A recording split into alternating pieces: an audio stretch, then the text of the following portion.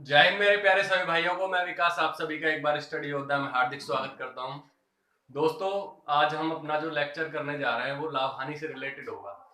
पिछले लेक्चर में हमने लाभ हानि का पहला पार्ट देखा था, उसमें बेसिक से बेसिक सवाल करे थे। अब थोड़ा उसको लेवल को हम थोड़ा अप करते हुए धीरे धीरे इसके लेवल को बढ़ाएंगे। ठीक है, तो आप तैयार हो जाइए, कॉपी पेन लेके बैठिए जिससे कि आपको नोट्स बनाने में कोई दिक्कत ना हो। और एक बार स्टार्टिंग में देखो भाई, शेयर कर दिया करो चैनल को, जिससे कि भी अगर बीच में जाओगे तो थोड़ा पढ़ाई में व्यवधान आता है, तो अभी स्टार्टिंग में कर दिया करो। ठीक है, चलिए तो आज का हम जो अपना पहला सवाल है उसको करते हैं। तो किस तरह से पहला सवाल है उसको देखिए एक बार। पहले सवाल में कह रहा है किसी वस्तु का क्रय मूल्य उसके विक्रय मूल्य का 80% है। देखिए अभी तक जो हमने कुछ बेसिक बेसिक सी जानकारी देखी थी, तो उसमें क्या था, हमने पढ़ा था कि क्रय मूल्य जो होता है, क्रय मूल्य और लागत मूल्य, ये दोनों एक ही होते हैं। और इनको जो अंग्रेजी में लिखते हैं वो लिखते हैं कॉस्ट प्राइस। Cost price. तो अपनी सुविधा के लिए हम क्या करेंगे, कॉस्ट प्राइस को सीपी लिख लेंगे। ठीक है, जिससे कि अगर हम क्रय मूल्य लिखें या लागत मूल्य लिखें तो थोड़ा टाइम ही तो बचाना है। मेन चीज हमको देखो भाई, सवाल तो सब करते हैं पेपर में, लेकिन जो टाइम बचा के सवाल कर लेगा उसको सिलेक्शन मिल जाएगा। ठीक है, तो क्रय मूल्य लागत मूल्य हो जाएगा हमारा सीपी। बेसिक जानकारी दूसरी क्या है, विक्रय मूल्य। विक्रय मूल्य किसके बराबर होता है, सेलिंग प्राइस। ठीक है, सेलिंग प्राइस। स्पेलिंग पे थोड़ा भाई ध्यान मत देना, मैथ के टीचर है। अब सेलिंग प्राइस को हम शॉर्ट में लिख देते हैं एसपी। यहां तक कोई दिक्कत है? क्रय मूल्य सीपी के बराबर होगा या लागत मूल्य सीपी के बराबर होगा, और जो हमारा विक्रय मूल्य होगा वो एसपी के बराबर होगा।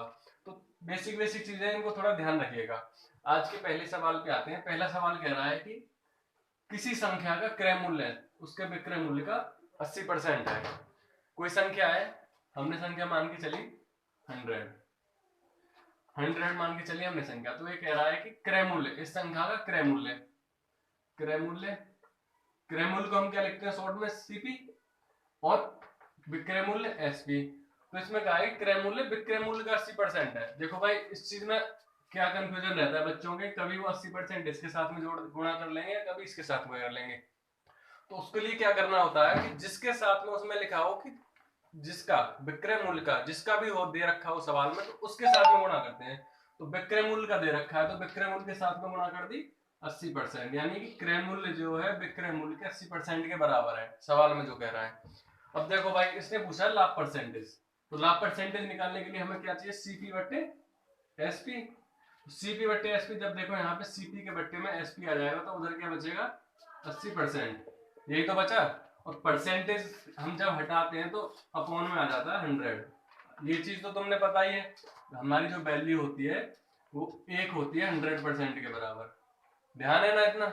अब परसेंटेज चिन्ह अगर हम यहाँ पे छोड़ेंगे तो ये अपॉन में आ जाएगा इसके, यानी कि परसेंटेज की वैल्यू जो होती है 1/100 के बराबर होती है। कोई दिक्कत है यहाँ तक? तो देखो, सीपी अपॉन एसपी बराबर आ गया 80/100। तो कितने का लाभ हो रहा है, लाभ हो रहा है 20 रुपए का, क्योंकि अगर उसने मान के चलो 80 रुपए की वस्तु खरीदी और 100 रुपए में बेच दी, तो उसको 20 रुपए का लाभ हो रहा है। तो 20 रुपए का जो लाभ हो रहा है उसको कितने रुपए पे हो रहा है, 80 रुपए पे। एक चीज ध्यान रखना कि जब हम लाभ परसेंटेज या लाभ कुछ भी निकालें, हानि परसेंटेज, तो हमेशा क्रय मूल्य पे निकालते हैं। अब अपॉन में यहाँ पे 100 मत लिख देना विक्रय मूल्य वाली संख्या को, तो हमेशा ध्यान रखना क्रय मूल्य अपॉन में आएगा। तो 20 रुपए का लाभ हो रहा है 80 रुपए पे, और परसेंटेज इसका निकलवाया है लाभ परसेंटेज, तो इंटू 100% बराबर 20 से कितने बार कटा है, 4 बार, और 4 से कितने बार कट गए, 25 बार। जो हमारा आंसर आएगा, निकल के आएगा 25% का लाभ हो रहा है कहीं ना कहीं, अगर वस्तु को क्रय मूल्य से विक्रय मूल्य के 80% पे बेचा जाता है। ठीक है, अगला सवाल देखिए, यहां तक कोई दिक्कत? चलो अगला सवाल देखो भाई। अगले सवाल में क्या कह रहा है, अगले सवाल में कह रहा है किसी टीवी की सूची कीमत, सूची कीमत। अच्छा, यहाँ पे एक चीज देखिए, सूची कीमत क्या होती है, सूची कीमत, सूची कीमत या अंकित मूल्य, सूची कीमत या अंकित मूल्य, ये देखो एक ही होता है। मान के चलो अंकित मूल्य क्या है, किसी भी कोई वस्तु है, कोई पैकेट पे जो मूल्य लिखा रहता है वो उसका अंकित मूल्य रहता है। पैकेट के ऊपर आपने देखा होगा कि पार्ले जी का बिस्कुट 5 रुपए का आता है, तो 5 रुपए जो लिखा रहता है वो उसका अंकित मूल्य होता है। और सूची कीमत इसलिए बोलते हैं कि बोर्ड पे लगा रहता है भाई पार्ले जी के बिस्किट की कीमत 5 रुपए, चीनी की कीमत इतने रुपए, तो ये इसकी सूची कीमत या अंकित मूल्य एक ही होता है। ठीक है, यहाँ तक कंफ्यूज मत होना। अच्छा एक चीज और सीखो, जो अंकित मूल्य होता है उसको हम शॉर्ट में लिखते हैं एमपी। एमपी मतलब मार्केट प्राइस। इतना समझ में आ रहा है? ठीक है भाई, देखो आगे। अब क्वेश्चन में इसने क्या कहा है, साफ साफ कहा है कि टीवी की कीमत है 2300 रुपए। ठीक है भाई, मान ली 2300 रुपए की टीवी है, 2300 रुपए की अगला आदमी टीवी लेके आया, उस पर बट्टा दे रहा है 25% और 10% का, तो विक्रय मूल्य बताइए। देखो इस टाइप का सवाल हमने पहले भी देखा है, इसमें वो बट्टा दे रहा है, पहले दे रहा है 25% का और उसके बाद में दे रहा है 10% का। पहले तो उसने उस पर 25% की छूट कर दी, फिर उसने उस पर 10% की छूट कर दी। तो फॉर्मूले से जाओगे तो फॉर्मूले से आपको याद रहे ना रहे, बेसिक मेथड समझिए। पहले तो इसने इसको 25 रुपए की छूट दे दी। दो तरीके से इस सवाल को बताएंगे। पहला तरीका समझिए जो बेसिक है, उसके बाद में जो थोड़ा इजी रहेगा उसको देखिएगा। तो देखो 2300 रुपए की उसकी कीमत है, उस पर उसने 25% का दे दिया बट्टा। बट्टे का मतलब होता है छूट। तो 2300 पे निकाल दो 25%। 2300 का 25% कितना होता है? 25/100। 100 से 100 कट गया, 23 और 25 के अगर गुणा करेंगे तो 25 की 75 का 5 हासिल 7, 25 दूनी 50 और 7 57, 557 निकल आया है। यानी 2300 रुपए में पहले उसने दे दी 575 की छूट। जब वो 2300 रुपए में 575 की छूट दे देगा तो बचेगा कितना उसके पास में? कर दो भैया माइनस। तो 2300 अब माइनस 575 निकाल दो। 10 में से 5 गए 5, यहाँ कितना बचा 9, 9 में से 7 गए 2, यहाँ बचा 2, 2 22 हो गए, 22 में से 5 गया तो कितना बचा 17, 1725 बचा। यहाँ तक कोई दिक्कत है? जब उसने 2300 रुपए में 25% की छूट देती थी उसके पास में बचा 1725 रुपए। अब क्या कह रहा है वो? अब कह रहा है कि फिर उसने 10% की छूट दी, जितना बचा उस पर फिर उसने 10% की छूट दे दी। 10% की छूट दे दी तो इसका मतलब इसका 10% माइनस हो जाएगा 1725। ठीक है, 1725 माइनस इसका 10% निकालोगे तो 17172.5 आ जाएगा। जैसे हमने ऐसे निकाला 25%, ऐसे आप 10% निकाल के देख लेना भाई। तो ये माइनस हो गया, कितना आ जाएगा वो देखो। ठीक है, मैं कर लो इसका माइनस 1725 में से कितना माइनस करना है 172.5, तो पॉइंट लगाओ, जीरो बढ़ा लो। 10 में से 5 गया 5, यहाँ आ गया 4, 4 में से 2 गया 2, बचा कितना 4 में से 2 गया 2, यहाँ आ गया 12, 12 में से 7 गया 5 और यहाँ होता है 6, 6 में से गया 5, ये आ गया 1552 रुपए 50 पैसे। जो कि अगर ये इतने रुपए की छूट दे रहा होता तो अगर उस पर 2300 रुपए में 25% की छूट दे दी और 10% की छूट दे दी तो कहीं ना कहीं उसका जो विक्रय मूल्य था 1552 रुपए 50 पैसे के बराबर होता। ठीक है, अगर देखो इस तरह से अगर आपको समझ में नहीं आ रहा तो इस तरह से कर लेना, लेकिन इसके लिए सबसे बढ़िया और शॉर्ट ट्रिक क्या होती है वो चीज देखिए। इसको कैसे कर सकते हैं? अब देखो आपके पास में आपके क्या इसके टीवी का जो मूल्य दिया है, इसने दिया है 2300 रुपए, 2300 रुपए दिया है। 2300 रुपए में वो 25% की छूट दे रहा है, यानी कि 25% बराबर कितने के हो गए 25/100, 25/100 ही तो हो गया। 25% किसने छूट दे दी, यानी कि 100 में से 25 रुपए की छूट दे दी तो बचा कितना 75 रुपए। जो इसका विक्रय मूल्य बचा होगा अगर इसने 25% की छूट दे दी तो 75/100 बचेगा, क्योंकि इसने 25/100 की तो छूट दे दी ना उसमें। अब देखो फिर इसने 10% की और छूट दे दी, तो 10% बराबर कितने का होता है 10/100, यानी कि 100 रुपए में 10 रुपए की छूट दे दी तो 90/100 बचेगा विक्रय मूल्य। पहले उसने उसमें 25% की छूट दी तो 2300 का 75/100 आ गया, फिर उसने 10% की छूट दे दी तो 90/100 आ गया। कर दो भैया कैलकुलेशन। कैलकुलेशन क्या करोगे, यहाँ से 2 जीरो से 2 जीरो काट दी। ठीक है, 25 3 75, 25 चौक 100, तो कितना हुआ 23 3 तो 3 3 9, 3 9 6 69 बट्टे 4 गुणा 90। कैसे काटोगे 4 दूनी 8, 2 दूनी 4 और 2 से 45 बार, 45 और 69 की कर दो मल्टीप्लाई। 5 नहीं 45 का 5 आ गया, हासिल 4 आ गया, 5 6 30 और 4 34। ठीक है, 4 नाम 36 का 6 हासिल 3, 4 3 24 और 3 27। 5, 4 और 6 10 की 0, यहाँ से ले 3 और 7 10 और 1 11, 1 और 2 3, 3105 रुपए आ गया। अब देखो 3105 बट्टे में कितना है 2, 2 से इसमें भाग दे तो 2 से भाग देने पे 2 1 2, 2 पंजे 10, 1 बचा 2 पंजे 10 और ये 2 दूनी 4 और 2 पंजे 10, 1552 रुपए 50 पैसे।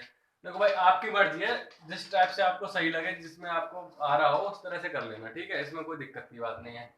अगला सवाल देखो, अगर देखो भाई जिस किसी को भी थोड़ी स्पीड अगर ज्यादा लगती हो तो वो थोड़ा अपनी स्पीड को यूट्यूब में जाके थोड़ा कम कर ले, और जिसको कम लग रही हो वो ज्यादा कर ले, ठीक है। अब क्वेश्चन नंबर 3 देखिए। क्वेश्चन नंबर 3 में कह रहा है कि 76 रुपए में एक वस्तु को बेचने पर 52% का लाभ होता है, ठीक है। यदि उस वस्तु को 75 रुपए में बेचा जाए तो प्रतिशत लाभ ज्ञात कीजिए। भाई देखो कोई वस्तु है वो 76 रुपए में उसको बेच रहा है, ठीक है। हमने क्या सीखा अभी तक, हम किसी भी वस्तु को क्या मान के चलते हैं 100%, उसकी कीमत क्या मान के चलते हैं 100%, यानी कि उसका सीपी 100%। अगर वो 52% का इस पे लाभ ले रहा है तो एसपी कितना हो गया 152%।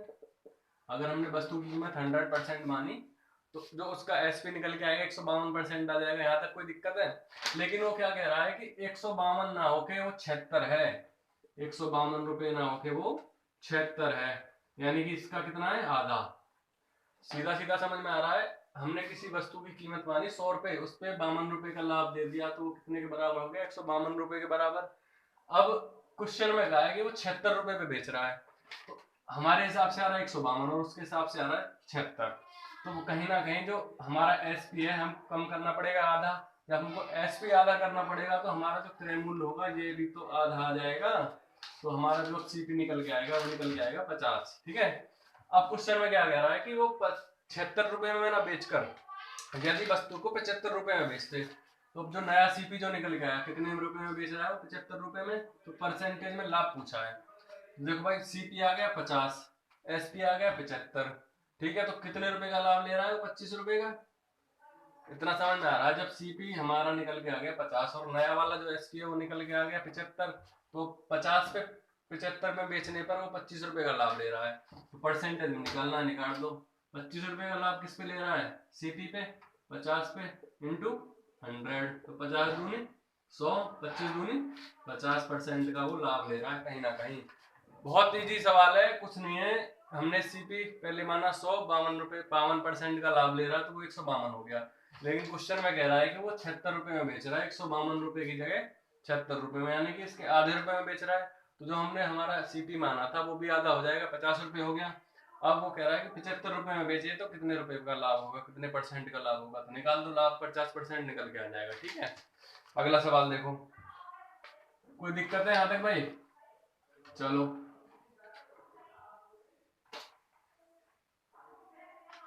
अगले सवाल में क्या कह रहा है, एक वस्तु के क्रय मूल्य व विक्रय मूल्य का अनुपात ए अनुपात बी है, तो बी ए का 200% है, क्रय मूल्य पर प्रतिशत लाभ ज्ञात कीजिए।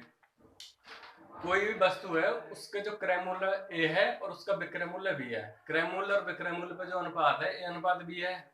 यदि कह रहा है कि बी ए का 200% है तो परसेंटेज में लाभ पूछा है। देखो भाई जो सीपी है और एसपी है उसका अनुपात दे रखा है ए अनुपात बी, ठीक है, यहाँ तक कोई दिक्कत है? अब वो कह रहा है कि बी ए का 200% है। अब देखो सबसे ज्यादा कंफ्यूजन कहाँ पे होती है बच्चे को, कभी तो इधर 200 की गुणा कर देता है 200% और कभी कर देता है वो इधर 200%। तो ये चीज समझने के लिए कि वो किधर गुणा करनी है वो चीज समझो। वो चीज समझने के लिए क्या पढ़ना होगा आपको कि जिसके साथ में बोले बी ए का, तो जिसके साथ में बोले ए का बोले तो ए के साथ में गुणा करनी है और बी का बोले तो बी के साथ में गुणा करनी है, ठीक है। तो अब निकाल दो भैया ए रेशियो बी निकालेंगे तो ये इसके इधर आ जाएगा यहाँ पे बटे में। अच्छा एक चीज देखो 200% ए बराबर है बी के, क्वेश्चन में तो कहा है कि बी ए का 200% है, तो 200% परसेंटेज जब यहाँ से हटाएंगे तो अपॉन में 100 आ जाएगा। यहाँ तक कोई दिक्कत? हमें क्या निकालना होता है इन सवालों में सीपी अपॉन एसपी, यही तो निकालना होता है। तो सीपी हमारा ए है, ए आ गया, और एसपी बी है, बी जब इधर आएगा इसके बट्टे में तो ये बी आ गया, और ये इसकी गुणा यहाँ हो जाएगी और 200 गुणा यहाँ हो जाएगी, ठीक है। तो 100 ऊपर पहुंच गया और 200 नीचे आ गया। इसका मतलब ए और बी का अनुपात सीपी अपॉन एसपी का जो रेशियो निकल के आया सीपी और एसपी का, वो 100 इंटू 200 हो गया। अब इसने पूछा है परसेंटेज लाभ, तो परसेंटेज लाभ के लिए क्या करेंगे, कितने का लाभ ले रहा है, 100 रुपए का। 100 रुपए के सामान को 200 रुपए में बेच रहा है, 100 रुपए का लाभ ले रहा है कहीं ना कहीं। तो जो 100 रुपए का लाभ ले रहा है, 100 रुपए का लाभ ले रहा है, किस पे लेगा, क्रय मूल्य पे। तो अपॉन में क्रय मूल्य आ गया 100 और इंटू 100 परसेंटेज के लिए परसेंटेज लाभ पूछा है ना उसका, तो 100 पे 100 कट गया। कितने परसेंट का लाभ ले रहा है, 100% का। कोई दिक्कत है भाई? ठीक है, बहुत इजी सवाल है, इजी ट्रिक से देखो। अब अगला सवाल देखो, समझ में आ रहा है भाई? ठीक है, चलो क्वेश्चन नंबर 5। क्वेश्चन नंबर 5 में क्या कह रहा है, क्वेश्चन नंबर 5 में कह रहा है कि एक टीवी और रेफ्रिजरेटर, एक रेफ्रिजरेटर है और एक टीवी है, उसकी जो कीमतों का अनुपात दे रखा है उसने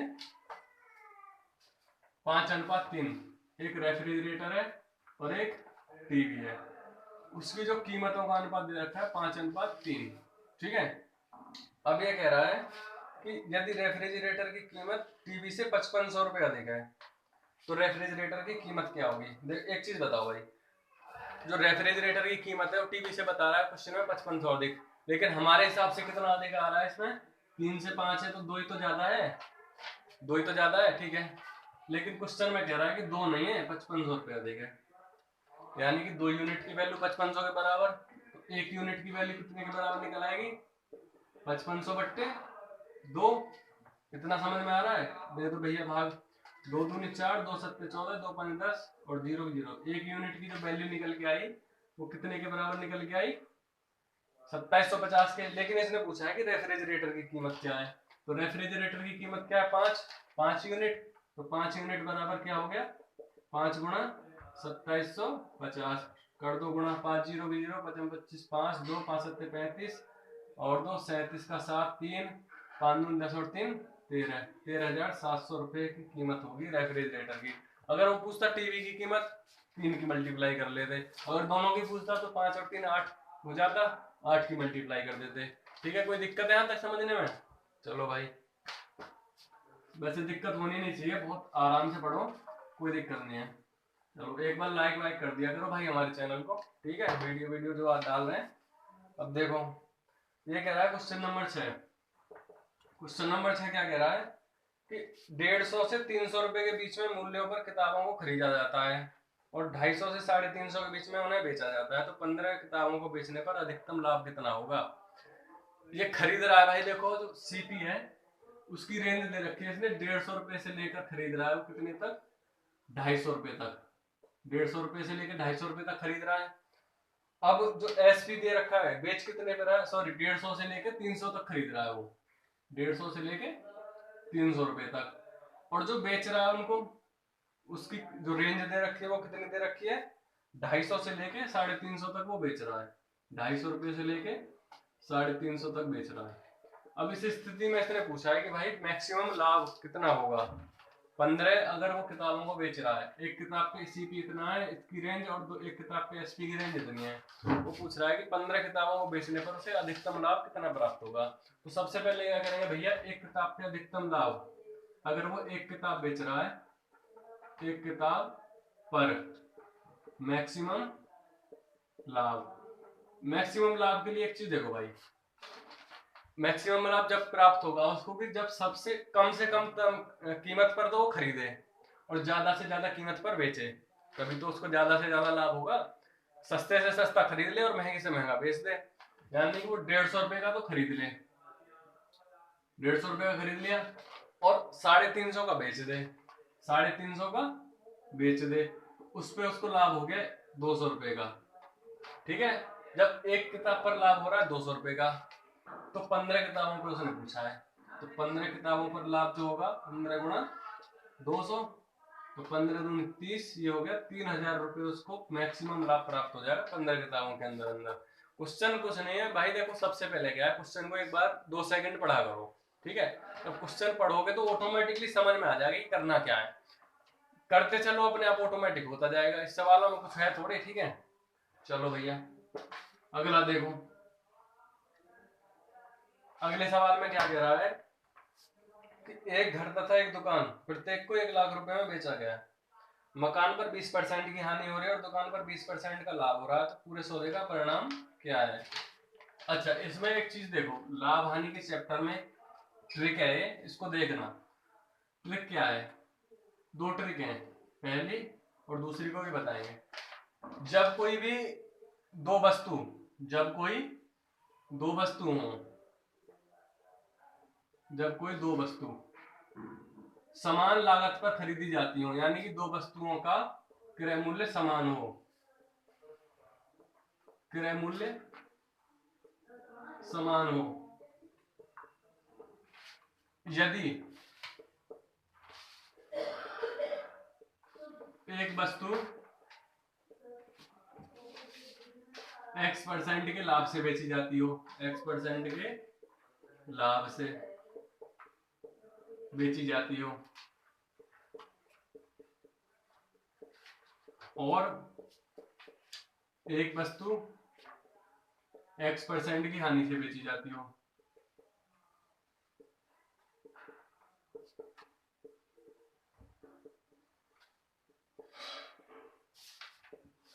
तो टोटल जो भी लाभ परसेंटेज निकल के आएगा, तब लाभ या हानि होगी वो हमेशा 0 रहेगी, ना तो लाभ होगा ना हानि होगी। ये बात आप ध्यान रखना। कोई वस्तु अगर समान मूल्य की आपने खरीदनी, मान के चलो 1 लाख रुपए की 2 चीज खरीद ली, 1 लाख रुपए की शर्ट खरीद ली, 1 लाख रुपए का पैंट खरीद लिया, आपने पैंट को 20% हानि पर बेच दिया और शर्ट को 20% लाभ पर बेच दिया, तो उस कंडीशन में जो टोटल आपको निकल के आएगा वो ना तो हानि होगी उस सौदे में, ना आपको लाभ होगा।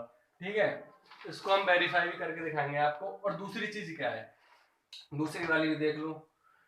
दूसरी वाली ट्रिक में क्या है, जब कोई दो वस्तुओं का विक्रय मूल्य, यहाँ पे क्या था, क्रय मूल्य, यानी खरीदने वाले टाइम पे अगर एक जैसे समान रुपए में अगर खरीदें तो ना तो हानि होगी ना लाभ होगा। लेकिन जब उनका विक्रय मूल्य समान हो और एक वस्तु X% की हानि पर बेची जा रही है और X% की लाभ पर बेची जा रही हो, तो हमेशा उस सौदे में क्या होगा, आपको हानि होगी। ये बात आप ध्यान रखना, उस सौदे में क्या होगा, हानि। तो जो हानि परसेंट निकल के आएगा, हानि का प्रतिशत जो निकल के आएगा वो हमेशा x² / 100 के बराबर होगा। ये चीज आप ध्यान रखना। अब इसलिए मैंने बताया कि इसके टाइप का एक अगला सवाल जो करने वाले हैं वो इसी टाइप के करने वाले हैं। ठीक है, कुछ नहीं करना है, पूरे बेसिक भी बता देंगे आपको और ट्रिक लगा के भी दिखा देंगे, आंसर सेम ही आएगा। ठीक है, यहाँ तक कोई दिक्कत है? पीडीएफ आपको मिल जाएगी, आराम से पीडीएफ ले लेना हमारे टेलीग्राम चैनल से। ठीक है, तो देखो भाई, उसमें कह रहा है कि 1 लाख रुपए में उसने घर को बेचा, हाउस को बेचा 1 लाख में, और शॉप को बेचा 1 लाख में। ये हो गया हाउस, ये हो गई शॉप। 1 लाख में उसने शॉप को बेच दिया। अब ये कह रहा है कि दुकान पर घर पर तो हो गई इसको 20% का लॉस, 20% की हानि हो गई, और जो दुकान है, दुकान पर उसको हो गया 20% का फायदा, यानी कि प्रॉफिट। कोई दिक्कत यहाँ तक?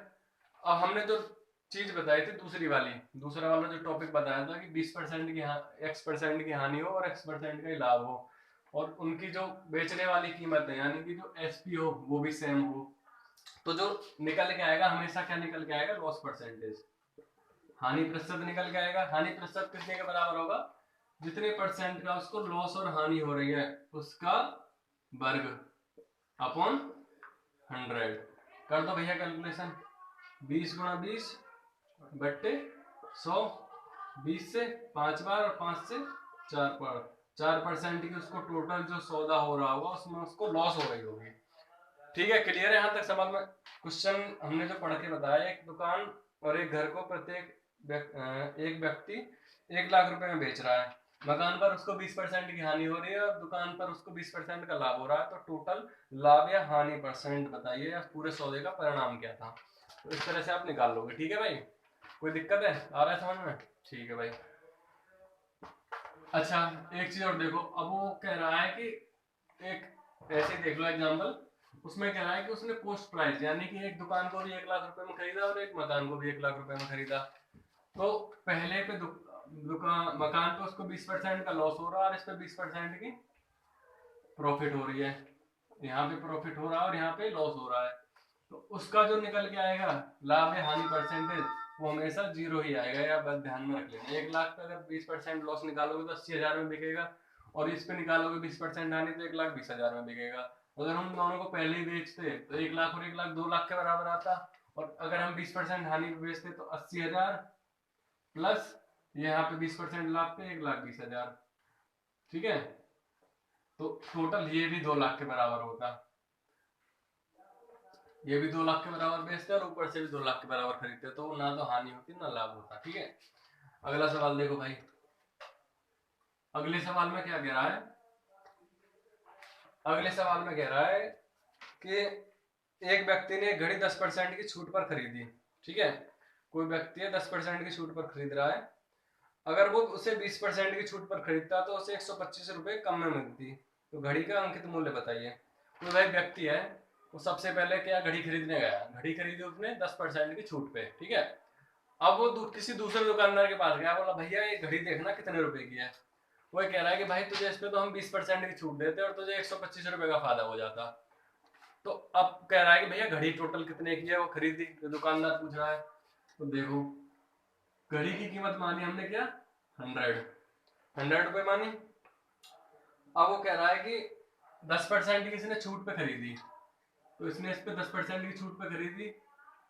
ठीक है, अब वो किसी और के पास गया, उसने कहा कि इसको 20% की छूट पे 20% की छूट पे खरीद रहा है, यानी कि 10, जब 20% और 10% का निकल के आएगा यानी कि 10% का ही तो उसको अंतर आ रहा है। वो पहला आदमी उसको 10% में दे रहा है छूट में और दूसरा आदमी उसको 20% छूट में दे रहा है। तो उसकी कीमत जो पैसा जो खेप से खर्च होगा उसको 10% ही तो अंतर आ रहा है, यानी कि उसको कहीं ना कहीं 10% दूसरे वाले को फालतू देना पड़ रहा है।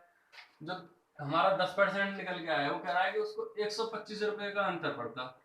10% की वैल्यू कितने के बराबर होगी, 125 के बराबर। हमने क्या मानी थी, घड़ी की कीमत 100%, हर चीज हम 100% मान के चलते हैं।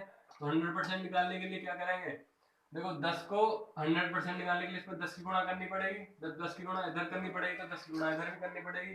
निकाल लो, 10% गुणा 10 बराबर 125 गुणा 10, तो ये 100%, यानी कि जो घड़ी की कीमत है वो 100% बराबर कितने की हो गई, 1250 रुपए के। ठीक है, कोई दिक्कत है यहाँ तक सवालों में, आ रहा है एकदम समझ में। चलो भाई अगला सवाल देखो। अगले सवाल में क्या कह रहा है, अगले सवाल में कह रहा है एक रेडियो को 1,040 रुपए में बेचने पर एक व्यक्ति को 4% का लाभ होता है। यदि वह इसे 950 रुपए में बेचे तो कितने परसेंट की हानि होगी। देखो भाई 1,040 रुपए में बेच रहा है किसी रेडियो को और 4% का लाभ कमा रहा है। हमने जो रेडियो की कीमत मानी, हमने क्या मानी, रेडियो की कीमत, रेडियो की कीमत हम मान के चलिए, हमें नहीं पता, हमने माना भाई 100% है रेडियो की कीमत। यहाँ तक कोई दिक्कत है। अब ये कह रहा है कि इस पे जब ये 4% लाभ कमा रहा है, रेडियो की कीमत पे 4% लाभ कमा रहा होगा तो 100 का 4% निकालेंगे 4 आ जाएगा निकल के। यानी कि अब जो 104% की वैल्यू है वो इसने दी है 1,040 के बराबर। 1,040 में बेच रहा है 4% लाभ कमाने पे, 4% लाभ कमाने पे हमारे हिसाब से आया 104%, और क्वेश्चन में दे रखा है वो 1,040 रुपए के बराबर है। अब क्या कह रहा है क्वेश्चन की, यदि मैं इसे 950 रुपए में बेचता, 950 रुपए में बेचता तो कितने रुपए की हानि होती।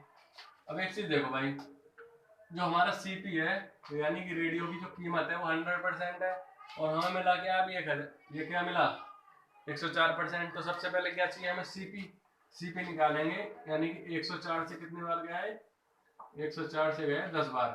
तो 1% की वैल्यू जो निकल के आई, 1% की वैल्यू निकल के आई 10 के बराबर। तो 100% निकालेंगे तो इसमें 100 की गुणा करनी पड़ेगी, तो इसमें भी 100 की गुणा करनी पड़ेगी। तो 100% बराबर कितने के निकल के आ गया, 1,000। अब क्वेश्चन में देखो साफ साफ कहा है कि वो 950 रुपए में बेच रहा है, लेकिन उसका जो सीपी है वो कितना निकल के आया हमारे हिसाब से 1,000 रुपए। 1,000 उसकी कीमत है, 950 रुपए में बेच रहा है, तो हानि परसेंट निकाल दो। सीपी दे रखा है 1,000, एसपी दे रखा है 950, तो कितने रुपए कम में बेच रहा है, 50 रुपए में, 50 रुपए कम में ही तो बेच रहा है। और हमने बताया था कि जब हानि परसेंट निकालेंगे तो कितने की हानि हो रही है इसको, 50 रुपए की हानि कितने रुपए पे हो रही है? सीपी पे हो रही है, यानी कि 1000 रुपए पे हो रही है। 50/1000 और परसेंटेज के लिए इंटू 100, तो 100 2 जीरो से 2 जीरो खत्म और 10 से 5 बार, यानी कि उसको कहीं ना कहीं 5% की हानि हो रही होगी। समझ में आ गया भाई? ठीक है, यहाँ तक कोई दिक्कत कुछ नहीं है। उसने रेडियो की कीमत दे रखी थी, हमने रेडियो की कीमत मानी 100%। उसने बोला कि अगर वो 4% का लाभ कमा रहा है तो उसको 1040 के बराबर बेच रहा है, यानी कि 4% निकला है 100 का 104 हो गया। 104% बराबर 1040, तो 1% की जो कीमत निकल के आई 10 के बराबर आ गई। हमने निकाल मानी थी रेडियो की कीमत 100%, तो 100% बराबर 1000, जो 100% बराबर 1000 निकल के ये सीपी निकला। रेडियो की कीमत ही तो है सीपी। सीपी 1000 हो गया, वो कह रहा है कि वो 950 में बेचे, तो 950 में बेच रहा है तो उसको 50 रुपए की हानि हो रही है। 50 रुपए की हानि कितने रुपए पे हो रही है? 1000 रुपए पे इंटू 100 परसेंटेज के लिए कैलकुलेशन करने के लिए, तो ये टोटल इसको 5% की हानि हो जाएगी। ठीक है भाई, आ रहा समझ में? चलो अगला सवाल देखो। अगले सवाल में क्या कह रहा है? एक आदमी ने चावल की कीमत में 25% छूट की घोषणा की। यदि किसी खरीदार को 40 रुपए की छूट लेनी हो तो 32 रुपए मीटर वाले कपड़े का कितना मीटर कपड़ा खरीदना होगा? एक मिनट, क्वेश्चन में कह रहा है कि एक आदमी ने कपड़े की कीमत में छूट कर रहा है कितने की? 25% की। तो 25% बराबर क्या होता है? 1/4। 1/4 कैसे आए? तो आपको पता ही है कि 25% बराबर 25/100, और 25 से एक बार और 25 से 4 बार। ठीक है, यहाँ तक कोई दिक्कत है? 25% की कीमत होगी 1/4। अब हमने जो आपको बताया था कि जो हर में जो वैल्यू आती है हम उसको फिक्स वैल्यू मान के चलते हैं, यानी कि वही ओरिजिनल मान के चलते हैं, उसको ओरिजिनल वैल्यू वही है। मान के चलो 4 रुपए की कीमत होती है उसकी, और उस पर 25% की छूट दे रहा तो वो 1 रुपए के बराबर होगी। अगर 4 का 25% निकालोगे तो 1 ही आएगा निकल के। ठीक है, अब वो कह रहा है कि उसको भैया 1 रुपए की छूटना चाहिए। कितने रुपए की छूट चाहिए? उसको चाहिए 40 रुपए की छूट। तो इससे कितने गुना ज्यादा हो जाएगी? 40 गुना ज्यादा। तो उसका जो कीमत होगा वो भी 4 ना होकर इससे 40 गुना ज्यादा हो जाएगा, यानी कि 4 चौक 16, 160 रुपए बराबर। तो टोटल 160 रुपए उसका कीमत हो गया। 160 पे वो 25% की छूट दे रहा है 40 रुपए बराबर। क्वेश्चन के हिसाब से एकदम सही आ रहा है। अब वो कह रहा है कि 32 रुपए मीटर का कपड़ा है, तो 160 रुपए में वो कितना कपड़ा खरीद लेगा? 32 रुपए मीटर का कपड़ा है, वो 160 रुपए में कितने मीटर कपड़ा खरीद लेगा? 32 का जो इसमें 5 बार जाएगा, 5 मीटर वो कपड़ा खरीद लेगा। क्वेश्चन में ये पूछा था कि कितना मीटर कपड़ा खरीदेगा, तो 5 मीटर खरीद लेगा। ठीक है भाई, अगला सवाल देखो। और एक बार भाई हमारी जो ये क्लास चल रही है इन क्लासों को थोड़ा लाइक वाइक कर दिया करो। ठीक है, क्वेश्चन नंबर 11 देखो। क्वेश्चन नंबर 11 में क्या कह रहा है? क्वेश्चन नंबर 11 में कह रहा है कि यदि एक व्यक्ति एक वस्तु को 5% की हानि के बदले 5% लाभ पर बेचता तो उसको 5 रुपए अधिक मिलते, वस्तु का लागत मूल्य क्या होगा? 5% की हानि, 5% की हानि के बदले 5% लाभ, एक सेकेंड, 5% की हानि के बदले 5% लाभ पर बेच रहा है। देखो भाई हमने जो उसकी कीमत मानी, हमने मानी 100%। ठीक है, कोई वस्तु है, वस्तु की कीमत क्या मानी हमने? 100%। वस्तु की कीमत मान ली हमने 100%। अब वो बोल रहा है 5% की हानि के बदले, यानी कहीं ना कहीं उसको पहले बेच रहा था 95% में, 5% की हानि होगी 100 पे, तो 95 के बराबर हो गई। अब वो कह रहा है कि उसको 5% का लाभ चाहिए उस पर, तो 105% के बराबर आ जाएगा, यानी वो 95% ना होकर 105% पर बेचता तो उसको 5 रुपए अधिक मिलते। लेकिन इसके हिसाब से क्या कह रहा है कि 10% अधिक मिलते। इसके हिसाब से 10% अधिक बोल रहा है, लेकिन क्वेश्चन के हिसाब से बोल रहा है कि 5 रुपए उसको अधिक मिलते हैं। 10% की वैल्यू 5 के बराबर, और हमने वस्तु की जो कीमत मानी थी 100% है, वही पूछी है उसने, तो 100% निकाल लो। 100% बराबर हो गया। इसमें अगर 10 की गुणा करोगे तो ये 100% हो जाएगा, तो इधर भी 10 की गुणा करनी पड़ेगी, तो 50 रुपए के बराबर इसकी कीमत आ जाएगी। यहाँ तक कोई दिक्कत है? ठीक है, देखो भाई कुछ नहीं है, लाभ हानि का 1-2 दिन में और वीडियो चलेंगे, अपनी क्लासेस चलेंगी, आपका चैप्टर पूरा खत्म हो जाएगा। अच्छा एक चीज और बताना चाह रहे हैं कि हमारी जो हिंदी की क्लास है जल्दी स्टार्ट होने वाली है, तो उनको भी देखा करिए। और बाकी की जो है चल ही रहा है, मैथ की क्लास चल रही है, रीजनिंग की क्लास आपके विवेक सर ले रहे हैं, तो एक पूरा सपोर्ट करो यार। ये क्या 10-15 लाइक 20 लाइक, थोड़ा लाइक वाइक की संख्या बढ़ाओ, जिससे कि हमें थोड़ा मोटिवेशन मिलता रहे। ठीक है, तो बाकी के आगे के जो भी क्वेश्चन है इनको एक बार ढंग से करिए, और आगे के क्वेश्चन एपी प्लस के लेवल का जितना भी आएगा, हमारी जो क्लास देख ली ना आपने, एक बार देख लिया, आपको बाद में देखने की जरूरत नहीं है। पूरा का पूरा कंटेंट हमको जो भी पेपर में आएगा, एक सवाल बाहर नहीं जाएगा आपके, हमारी गारंटी है, ठीक है। तो हमारी वीडियो को देखा करो भाई, लाइक शेयर करा करो। आज की क्लास यहीं पे खत्म करते हैं। Thank you for watching.